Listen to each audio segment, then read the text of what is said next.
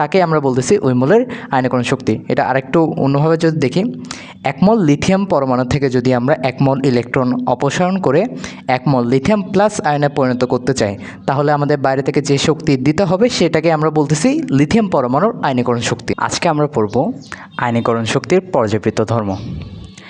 তাহলে আমরা যদি দেখি, একই পর্যায়ের বাম থেকে ডানে গেলে আমাদের আয়নীকরণ শক্তির মান বৃদ্ধি পাবে এবং একই গ্রুপের উপর থেকে নিচে গেলে আমাদের আয়নীকরণ শক্তির মান হ্রাস পাবে।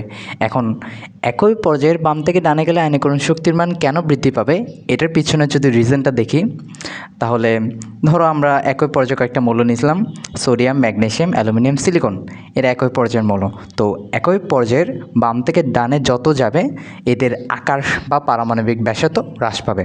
এখন পারমাণবিক ব্যাসার্ধ হ্রাস পেলে কী হবে, নিউক্লিয়াসের সাথে সর্ববহিঃস্থ কক্ষপথের ইলেকট্রনের দূরত্ব বা ডিস্টেন্সটা হ্রাস পাবে। তো ডিস্টেন্স হ্রাস পাওয়ার কারণে এদের প্রতি আকর্ষণটা বৃদ্ধি পাবে। আকর্ষণ বৃদ্ধি পাওয়ার কারণে কি হচ্ছে, এদের থেকে আমরা যদি একটা ইলেকট্রন বের করতে চাই তাহলে অধিক পরিমাণ শক্তি লাগবে। ডিস্টেন্স যেমন সোডিয়ামের নিউক্লিয়াসের সাথে সর্ববহিঃস্থ কক্ষপথের ইলেকট্রনের যে ডিস্টেন্স এবং সিলিকনের সাথে এর সর্ববহিঃস্থ কক্ষপথের যে ইলেকট্রনের ডিস্টেন্স, কোনটার বেশি? এটার বেশি, এটার কম। তাহলে কম হলে কি হবে, আকর্ষণ বৃদ্ধি পাবে। আকর্ষণ বৃদ্ধি পাওয়ার কারণে কি হবে, এর থেকে একটা ইলেকট্রন বের করতে আমাদের শক্তি বেশি প্রয়োজন হবে। তার মানে আয়নীকরণ শক্তির মান এটাতে বেশি লাগবে। তাহলে এইখান থেকে আমরা বুঝতে পারতেছি, একই পর্যায়ে বাম থেকে যত ডানে যাবে আমাদের আয়নীকরণ শক্তির মান বৃদ্ধি পাবে। কেন বৃদ্ধি পাবে? পারমাণবিক ব্যাসার্ধ হ্রাস পাওয়ার কারণে নিউক্লিয়াসের সাথে সর্ববহিঃস্থ কক্ষপথের ইলেকট্রনগুলো আকর্ষণ বৃদ্ধি পাবে। আকর্ষণ বৃদ্ধি পেলে ওই ইলেকট্রনগুলোকে কক্ষপথ থেকে সরাতে আমাদের অধিক পরিমাণ শক্তি লাগবে, এটাই কারণ। এবার আসি আমরা গ্রুপের ক্ষেত্রে। একই গ্রুপের উপর থেকে যত নিচের দিকে যাব আমাদের আয়নীকরণ শক্তির মান তত হ্রাস পাবে।